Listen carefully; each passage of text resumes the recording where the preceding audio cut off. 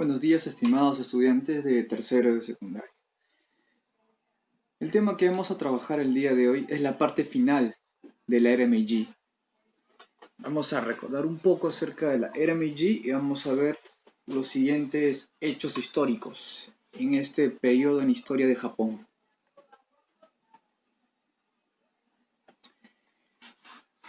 Ya habíamos tratado acerca de las reformas sociales, de las reformas políticas. Ahora vamos a enfocarnos en lo que es las reformas económicas y la parte territorial, lo que respecta a las batallas en las que va a participar Japón. Recordemos, el sistema que existía en Japón, en el Japón de los shogunatos, en el Japón con un sistema feudal, cambió totalmente. Este Japón era totalmente distinto. La economía japonesa se basaba en el feudalismo. ¿Qué significa? Un terrateniente, muchas tierras y con trabajadores a su cargo. En este caso tenemos a los shogunes, que tenían poder, tenían territorios y tenían personas que trabajaban para ellos. Con la llegada de Mutsuhito como nuevo emperador de Japón, cambia totalmente. Una vez que entramos a la era Meiji, no se olviden, es una era de cambios. Es un proceso radical de un sistema tradicional a un sistema modernizado, un sistema prácticamente mecanizado. Es un cambio total en la forma de pensar, en la forma de vivir en Japón. Por lo tanto, en Japón se va a establecer una economía capitalista que va a reemplazar a la economía que ya no tenía ya sentido de ser, que era la economía feudalista. Esta economía capitalista va a permitir abrir mercados, los famosos libres mercados.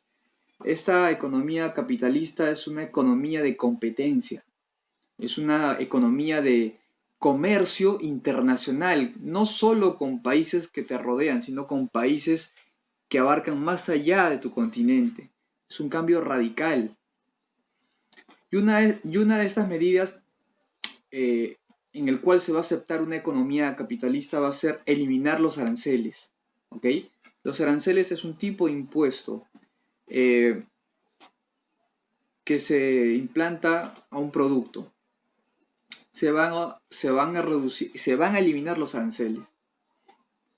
¿Cuáles eran los impuestos en los cuales había aranceles?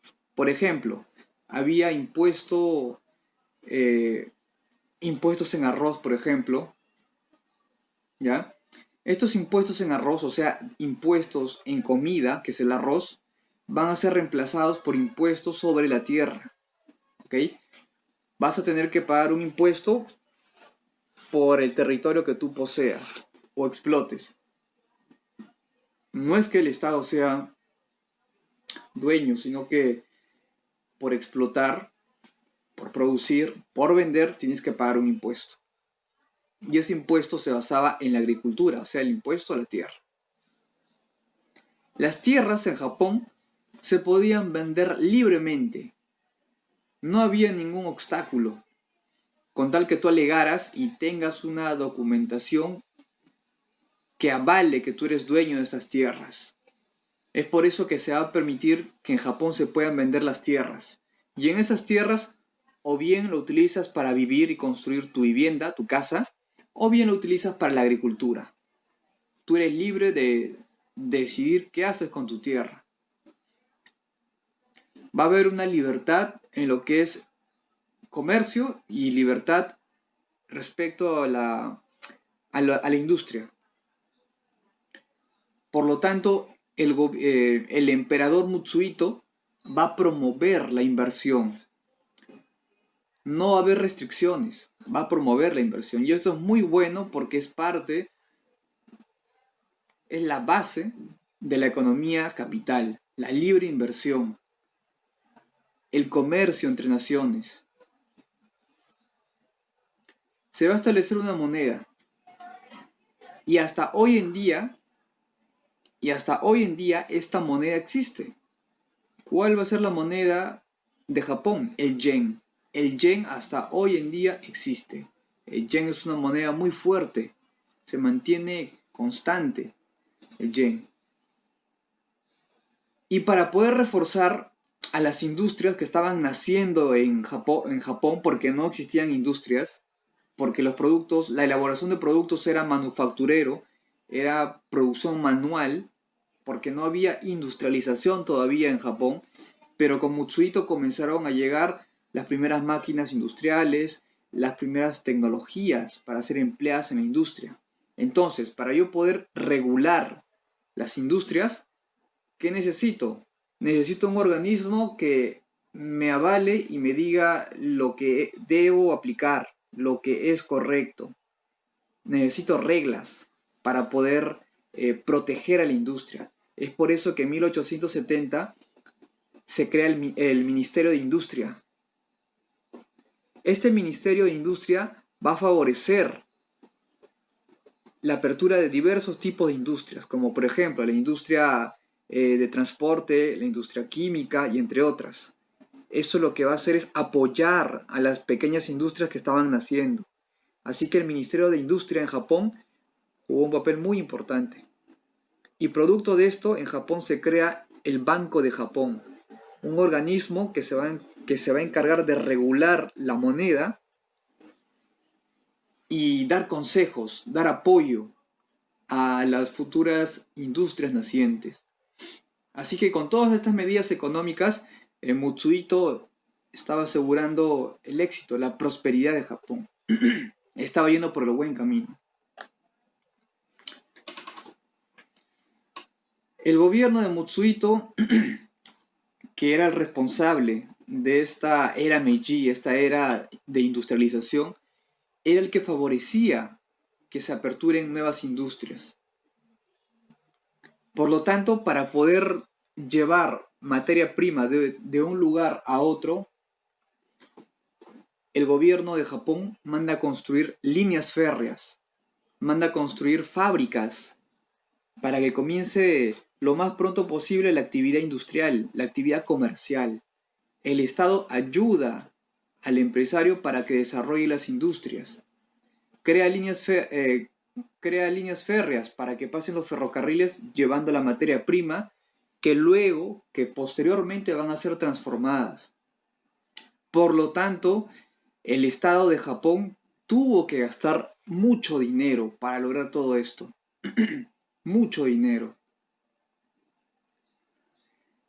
El Estado va a invertir mucho dinero en lo que es apertura de industrias, en lo que es líneas férreas, en lo que es pagar a los técnicos que venían de otros países de Europa para que enseñen a los japoneses cómo funciona una máquina. Todo eso es un gran gasto, ¿ok? Todo eso es más que gasto, no es un gasto, es una inversión. El emperador de Japón estaba invirtiendo futuro. Todo lo que estaba invirtiendo lo iba a recuperar, pero a futuro. Así que necesitaba capacitaciones los japoneses para que puedan aprender el uso adecuado de las nuevas máquinas que llegaban a Japón. Y todo esto va a ser cubierto por Japón. Pero el Estado japonés, el imperio japonés, para poder hacerle frente a este gran gasto, por un lado, va a confiscar todos los bienes, o sea, le va a quitar todas las propiedades a la familia de Tokugawa. Tokugawa, a lo largo de su historia, acumuló una gran fortuna. Pero recordemos, los shogunatos, el shogunato de Tokugawa fue derrotado, ¿ok? Fue derrotado. Para tratar de cubrir gastos, se confisca todos los bienes de la familia Tokugawa. Y esos bienes pasan a manos del Estado. Y con eso puede cubrir una pequeña parte de todos los gastos que tuvo al realizar este proceso de industrialización. También se generó inflación. Se generó endeudamiento con las potencias europeas también. Como le digo, lo que hizo Mutsuhito es a largo plazo, a mediano y largo plazo. A corto plazo no iba a devolver tal vez la deuda, pero a mediano plazo sí. Conforme las industrias vayan funcionando y la economía en Japón vaya llegando a la meta, se iba a devolver esa deuda. Es por eso que el emperador tenía que de alguna forma cobrar impuestos para poder hacerle frente a los gastos que estaba haciendo en el proceso de industrialización. Es por eso que aumenta al 30% el impuesto sobre la tierra. Todos los que posean una tierra o todos los que vayan a comprar una tierra, una porción de tierra, tienen que pagar un porcentaje al Estado, al gobierno japonés. En 1980, después de esta inversión, ¿ya?, las empresas del Estado comenzaron a producir y a ser rentables. O sea, producir una mercancía sí convenía. Por lo tanto, era rentable. Y producto de esto, ciertas empresas se privatizaron. Y eso también fue positivo, porque la empresa producía, recuperó todo lo que había invertido en materia prima, recuperó. Y este fue el despegue de la industrialización de Japón. Japón, desde 1880 hasta la actualidad, despegó como no se imaginan. Japón tiene una de las tecnologías más avanzadas del mundo, Comenzó en el 80 con la industrialización y sigue hasta hoy en día, 2020, con el proceso de desarrollo de nuevas tecnologías. Nunca se dejaron, siempre siguieron investigando.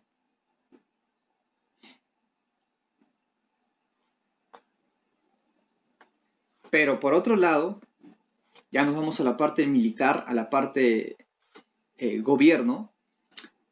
Habían rebeliones, habían enfrentamientos armados, se estaba dando una especie de guerra civil en Japón.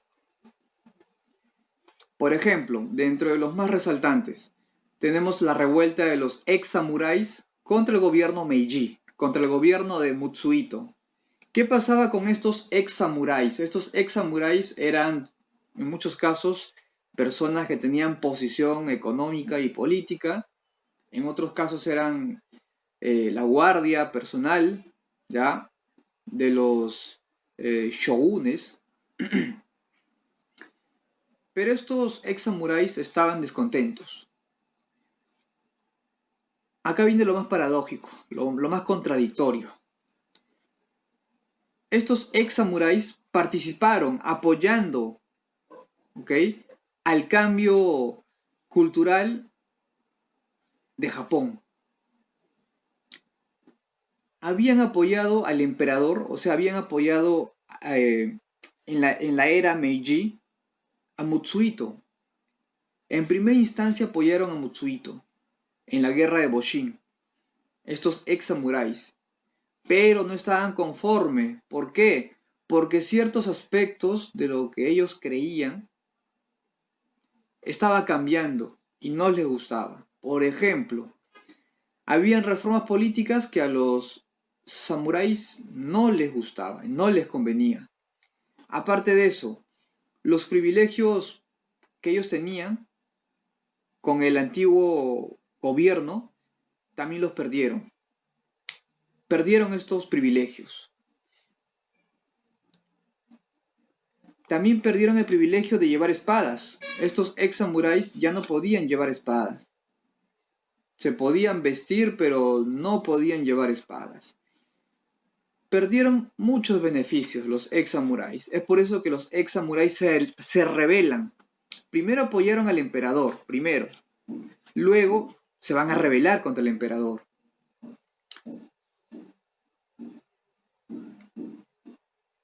¿Qué hace el gobierno de Japón para hacerle frente a la revuelta de los samuráis? va a tratar de reclutar un gran número de personas, un gran número de japoneses, pero que no eran expertos en el arte de la guerra, que no eran expertos en la lucha. ¿A quién va a llamar entonces el emperador? Va a llamar a los campesinos, artesanos, personas japoneses que no saben luchar. Los va a llamar y les va a enseñar a luchar, los va a reclutar. Va a durar un par de semanas, un corto tiempo, hasta un par de meses, en el cual el emperador va a mandar a capacitar a estos campesinos, a estos artesanos japoneses, ¿ya? ¿Cómo los va a preparar? Va a mandar a llamar a oficiales europeos, ya sea de Francia, de Inglaterra, los va a llamar, claro, les va a pagar por la capacitación, y va a hacer que le enseñen a manejar fusiles, armas, que ya no eran katanas, que representaba al arma principal del samurái, ya no. Estos campesinos, estos artesanos que van a ser capacitados, van a tener que manejar armas de fuego. Lo que estaba de moda, el arma más peligrosa, eran las armas de fuego. Estas armas necesitan de un mantenimiento. Estas armas no se pueden usar como uno quiere, porque puede causar daño o la muerte del portador. Así que estos campesinos reclutados tuvieron que ser preparados por oficiales europeos. Cómo usar el arma, cómo cargar el arma, a qué distancia es efectivo el disparo del arma.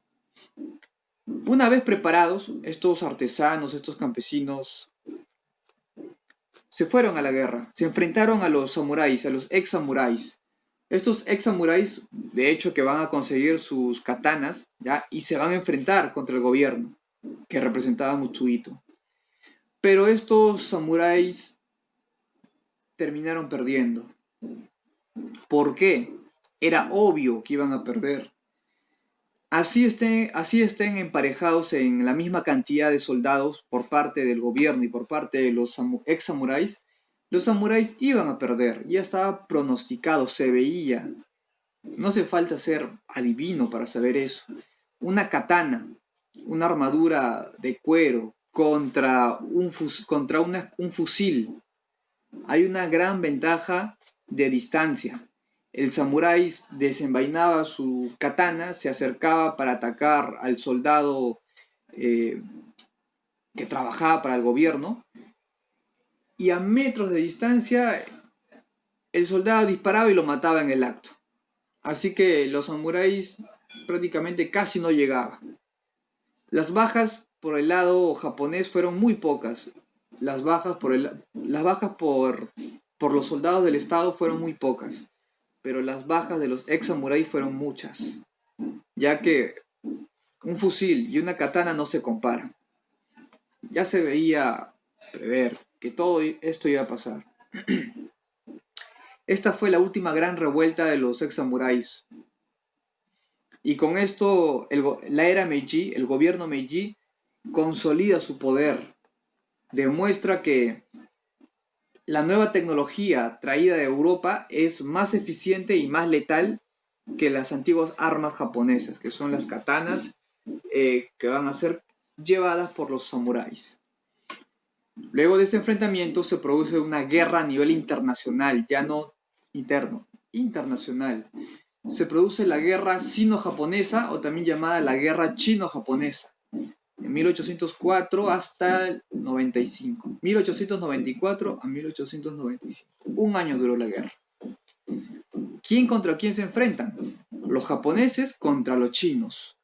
¿Por qué? ¿Cuál es el motivo de la guerra?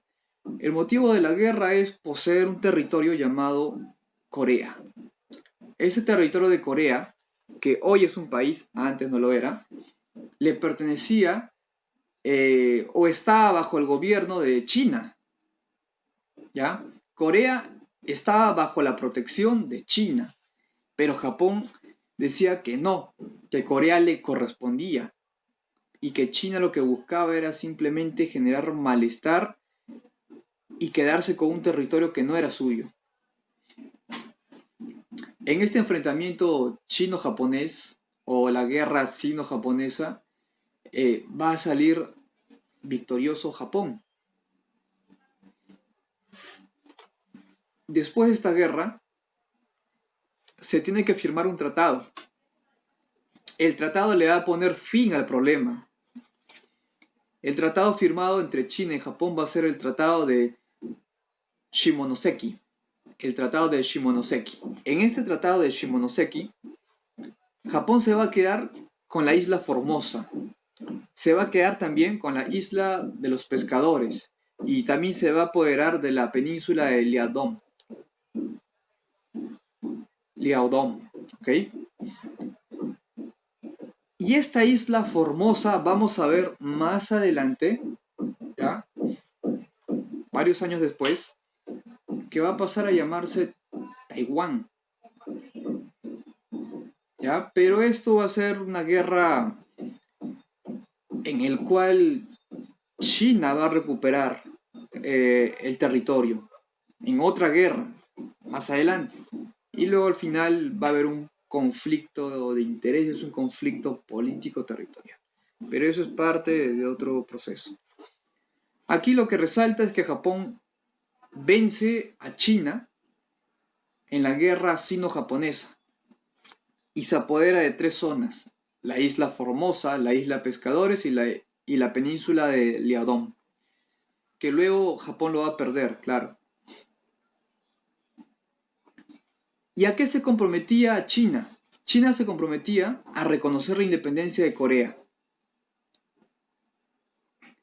y reconocía que Japón va a actuar como protector de esta isla de Corea. Además, China se comprometía a pagar una deuda, una indemnización por guerra. Y Japón, a cambio, iba a aceptar este dinero como una especie de indemnización porque perdieron en la guerra. Y aparte, Japón le va a prometer que va a haber actividad comercial entre China y Japón. Esos van a ser los acuerdos en el tratado de Shimonoseki. Y Japón va a imponer, y China no le queda de otra que aceptar. Aquí podemos ver el enfrentamiento, ¿sí?, en esta batalla. Y aquí vamos a ver a los soldados. Vemos por una parte que hay soldados con vestimenta occidental y con armas de fuego, y por otro lado vemos soldados que tienen otro tipo de vestimenta, que van a ser los chinos. Ellos vendrían a ser los chinos, y los que están por aquí, los de negro y blanco, son los soldados japoneses en esta guerra sino-japonesa. Luego se produce otra guerra, la guerra ruso-japonesa. En esta guerra ruso-japonesa, los rusos habían tratado de negociar en primera instancia con China, ¿ya? Trataban de negociar con China. ¿Qué cosa querían negociar? Un arrendamiento de un lugar llamado Port Arthur. ¿Qué más se trataba de negociar? Que se debía mantener tropas en lo que es Manchuria y la parte norte de Corea. O sea, la zona que Japón ya había declarado que era suya, que Japón tenía que proteger esta zona porque lo ganó en guerra. Es así que los japoneses se van a enterar de esta especie de acuerdo entre Rusia y China. Y los japoneses van a entrar a Manchuria. Manchuria es una zona en disputa también. Van a entrar a Manchuria a través del territorio que ellos habían ganado en guerra, o sea, Corea. ¿Y qué es lo que van a hacer? Van a tomar de nuevo la península de Diandong. Recordemos, la península de Diandong lo gana Japón, pero luego lo pierde. Pero en esta guerra ruso-japonesa vuelve a recuperar la península de Liaodong. Por otro lado, los japoneses van a conquistar la zona de Mukden, que vendría a ser la capital de Manchuria, ya que Japón reclamaba Manchuria como suyo, mientras que China decía no, que Manchuria es parte del territorio chino y que lo que hacen los japoneses es ilegal, es una invasión. Cada uno según su punto de vista. Rusia, que era aliado de China, trata de apoyar a China. Para esto va a enviar una flota de Europa a la parte oriental, ¿ok? Pero va a fracasar. Esta tropa rusa que iba como apoyo para China fue derrotada por los barcos japoneses. Así que la ayuda rusa por mar no fue efectiva. Fueron derrotados por los japoneses. Resultado de esta guerra ruso-japonesa, no olvidemos que la guerra ruso-japonesa interviene en 3 países, Rusia y China como aliados contra Japón. Como esta guerra ruso-japonesa fue favorable para Japón porque ganó, se firmó un nuevo tratado, el Tratado de Portsmouth. En este Tratado de Portsmouth, Japón, ¿ya? Según este tratado, va a anexionar la parte de Manchuria. Pero no todo Manchuria. Japón se va a quedar con la parte sur de Manchuria. Se va a quedar con la zona de Port Arthur. Y se va a quedar con la mitad de la zona de Sajalín. Pero, a cambio, Rusia y China no iban a pagar una indemnización. ¿Ya? China y Rusia, que eran aliados en esta guerra, no pagaron ninguna indemnización. Bueno, lo que ganó Japón aquí fue 3 zonas. El sur de Manchuria, Port Arthur y la mitad de Sajalín. Como en toda guerra, o bien ganas territorio, o bien ganas una indemnización, o bien ganas los dos, o bien pierdes. Esta guerra ruso-japonesa fue favorable para Japón.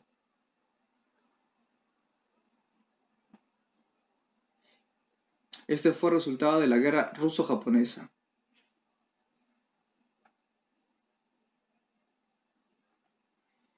¿Cuáles van a ser las consecuencias entonces? Japón pasó a ser llamada potencia. ¿Ok? Japón pasó de exportar materia prima a ahora producía. Japón, de lo que tenía una economía feudal, ahora que tiene un sistema capitalista, como se dice, mejoró radicalmente. Si Japón antes vendía materia prima, aunque no tenía mucha, pero la vendía, ahora Japón es un país que produce la materia prima, transforma la materia prima. ¿Ok? Es un país que en la actualidad es un país industrializado, pero en este entonces, en este contexto de la era Meiji, era un país que ya tenía una pequeña industria y estaba en pleno ascenso. Así que vender materia prima no es igual que vender un producto acabado, un producto en la fase final. Un producto industrial vale mucho, pero mucho más que vender materia prima. Un solo producto vale mucho más que la materia prima. Así que Japón va a experimentar un despegue económico, comercial e industrial.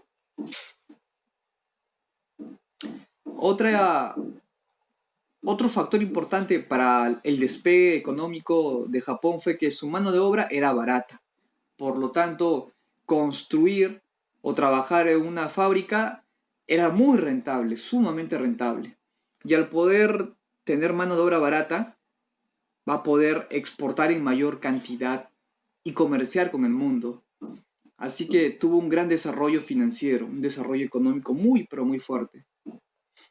Y Japón siguió expandiéndose. Japón siguió descubriendo nuevas tecnologías con el pasar de los años, hasta que Japón luego se va a la Segunda Guerra Mundial. Ya sabemos, por parte de la Triple Entente. Y ya sabemos el fin también de esta Segunda Guerra Mundial. Bueno, y también van a haber disputas por estas islas de Shunarashi, Etorofu, Cincotan, Shibomai. Estas son las islas que Japón reclamaba como suyas. Muy bien, esto sería todo. Nos vemos en una siguiente clase. Cuídense y espero hayan comprendido un poco más acerca del proceso de la era Meiji, la era de industrialización de Japón.